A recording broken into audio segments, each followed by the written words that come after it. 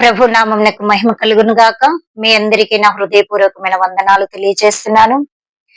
Bible గ్రంథంలో చూచినట్లయితే మొదటి Timothy పత్రిక 6వ అధ్యాయము 7వ వచనము. మొదటి తిమోతి పత్రిక 6వ అధ్యాయము 7వ వచనంలో ఒక గొప్ప మాటను, ఒక గొప్ప విషయాన్ని పరిశుద్ధాత్మ దేవుడు మనకు తెలియజేస్తున్నాడు. ఏంటంటే నేను చదువుతాను, అందరం జాగ్రత్తగా విందాం. మనం ఈ లోకములోనికి ఏమీయూ తేలేదు, దీనిలో నుండి ఏమీయూ తీసుకొని పోలేము. హల్లెలూయా, హల్లెలూయా. ఇంత గొప్ప మాట చూడండి. మనం ఈ లోకములోనికి ఏమీయూ తేలేదు, దీనిలో నుండి మనం ఏమీ తీసుకొని పోలేము.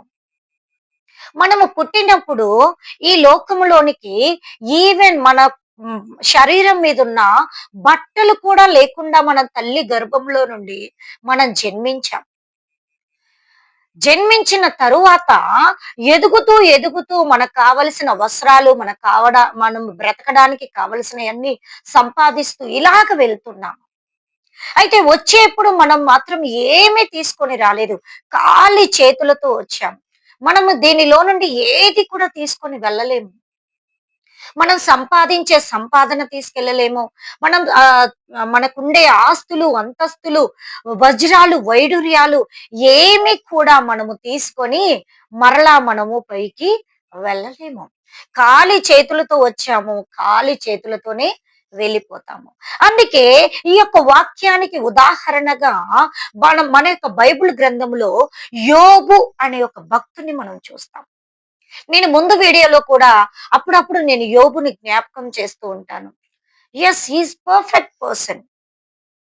తనకున్న సమస్తము, ఆస్తులు, అంతస్తులు, గాడిదలు, ఒంటెలు, గొర్రెలు, మేకలు అన్నీ చనిపోయాయని ఒకరి తర్వాత ఒకరు, ఒక సైనికుని తర్వాత ఇంకొక సేవకుడు అందరూ వచ్చి చెప్పినాక, తన కుమారులు, కుమార్తెలు కూడా చనిపోయారని చెప్పాక ఆయన ఒక మాట అంటాడు. నేను దిగంబరినై వచ్చి తిని దిగంబరినై పోయేదును. నేను యెహోవా ఇచ్చెను, యెహోవాయే తీసుకొనెను. నేను దిగంబరిగానే వచ్చాను, నేను ఏమి తీసుకొని రాలేదు. యెహోవాయే ఇచ్చెను, యెహోవాయే తీసుకొనెను. సమస్తము ఆయన నామమునకే మహిమ కలుగును గాక. ప్రైజ్ ది లార్డ్, హల్లెలూయా. ఎంత గొప్ప మాట యోబు చెప్తున్నాడంటే, యెహోవాయే ఇచ్చాడు, నేను ఏమీ తీసుకుని ఈ లోకంలోనికి నేను రాలేదు. ఇదే తిమోతి పత్రికలో అదే మాట ఉంది. మనం ఈ లోకంలోనికి ఏమీ తీసుకొని పోలేదు, దీనిలో నుండి ఏమీ తీసుకొని మనం వెళ్ళిపోము. ఆ భక్తుడు కూడా అంటున్నాడు, గొర్రెలు పోయినాయా, యెహోవాయే ఇచ్చెను, యెహోవాయే తీసుకునేను. మేకలు పోయినాయా, ఆయనే ఇచ్చాడు, ఆయనే తీసుకున్నాడు. కుమారులు, కుమార్తెలు చనిపోయారా, యెహోవాయే ఇచ్చెను, యెహోవాయే తీసుకొనెను. నేను దిగంబరునిగా వచ్చాను, దిగంబరుడుగానే పైకి నేను వెళ్ళిపోతాను. ఆయన నామమునకే మహిమ కలుగును గాక అని ఎంత గొప్ప సమర్పణతో యోబు భక్తుడు దేవుని సన్నిధిలో, ఆయన శరీరం అంతా కురుపులు, చిల్ల పెంకులతో బూడిదలో కూర్చొని గీక్కుంటున్నాడు. అందరూ ఆయన్ని చూసి, నీ దేవుడు నిన్ను కాపాడలేదా, నువ్వు భక్తుడివి కదా, ఎన్ని రకాల మాటలన్నా తన నోటి మాట చేత ఒక్క మాటతో కూడా ఆయన దేవుణ్ణి దూషించినట్లుగా బైబిల్లో మనం చూడలేం. అన్ని పోయినాయా, చివరికి భార్య కూడా వచ్చి అంటది, ఇంకా దేవుడు దేవుడు దేవుడు అనుకుంటుంటావా? నీ దేవుని నువ్వు దూషించి నువ్వు మరణము కమ్ము, నువ్వు చచ్చిపో. ఆయన బాధ చూడలేక, ఆ యొక్క శ్రమలు తట్టుకోలేక, ఆ ఇరుకులు ఇబ్బందులు చూడలేక భార్యే అంటది దగ్గరకు వచ్చి, ఇంకా దేవుడు దేవుడు అనుకుంటుంటావా? నీ దేవుని నువ్వు దూషించి మరణమైపో, చచ్చిపో. అప్పుడు ఆయన అంటాడు, మూర్ఖురాలుగా మాట్లాడినట్టు నువ్వు మాట్లాడలేదు. దేవుడు అన్ని ఇచ్చినప్పుడు మనం ఆయన్ని స్తుతించి, ఏమీ లేనప్పుడు మనం ఆయన్ని దూషించాలా? నేను దూషించను. నేను ఈ లోకంలోకి ఏది తేలేదు, ఏది తీసుకొని పోను. ఆయనే ఇచ్చాడు, ఆయనే తీసుకున్నాడు అని చెప్పి గొప్పగా ఆయన మాటలు దేవుని స్తుతించే విధంగా ఉంటున్నాయి. అందుకే దేవుడు నా యోబు గ్రంథం 42వ అధ్యాయంకి వచ్చేలేకే రెండంతలుగా దేవుడు ఆయన్ని ఆశీర్వదించాడంట. హల్లెలూయా, హల్లెలూయా. మనకు చిన్న సమస్య మన జీవితంలో వస్తే ఎందుకు నాకు దేవుడు ఇది చేశాడు, ఎందుకు నాకు దేవుడు ఇలా చేస్తున్నాడు, అలా చేస్తున్నాడు, దేవుడికి కళ్ళు లేవా, చెవులు లేవా, నా ప్రార్థన వినడం లేదా? నో, ఇలాంటివి మనం అడగకూడదు. కానీ ప్రభువా, నా జీవితంలో నీవు ఇది ఇచ్చినందుకు నీకు వందనాలు ప్రభువా, నీవే ఇచ్చావయ్యా, నీవే తీసేస్తావు నాయనా, నేను ఈ లోకంలోకి ఏం తీసుకొని రాలా, ఏది కూడా నేను తీసుకొని పోను, నేను ఖాళీ చేతులతోనొచ్చాయా, ఖాళీ చేతులతోనే నేను రావాలా? ఈ శ్రమలు అంటావా, నీవు అనుమతించే వరకే ప్రభువా, ఆ తరువాత నీవు నన్ను మెండుగా దీవిస్తావు అని మనం దేవుని స్తుతించి ప్రార్థన చేసినప్పుడు నిజంగా మన స్థితిని రెండంతలుగా దేవుడు ఆశీర్వదిస్తాడు. తిమోతికి చెప్తున్నాడు, మనం ఈ లోకంలోనికి ఏమీ తెలియదు, ఏమీ తీసుకొని పోలేదు. ముందు ఆ వీడియోలో కూడా నేను ఒక మాట, ఒక అతన్ని మేము జ్ఞాపకం చేశా. అలెగ్జాండర్ గారు ఎంత గొప్ప యుద్ధ వీరుడు, ఎంత గొప్ప బలశాలి. ఆయన యుద్ధంలో చనిపోతూ చెప్పిన మాట, నా చేతులు ఆ యొక్క బాక్స్ లో నుండి, కెఫిన్ లో నుండి, ఆ బాక్స్ లో నుండి చేతులు బయటికి పెట్టండి.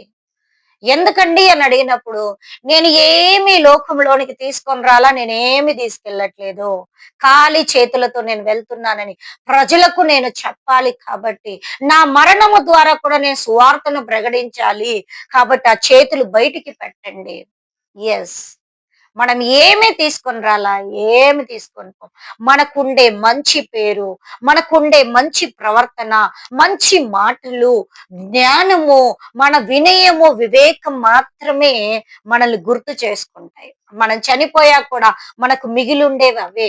ఓ, పలానా వ్యక్తి చనిపోయాడు, ఎంత మంచివారు, వారి మాటలు ఉప్పు వేసినట్లుగా రుచికరంగా ఉండేవి, వారి ప్రవర్తన గొప్పది, వారు పేదలకు సహాయం చేసేవారు, వారు దేవుని యొక్క అడుగుజాడల్లో నడిచేవారు, వాళ్ళు క్రైస్తవులు, వారు ఇలాగుండేవారు.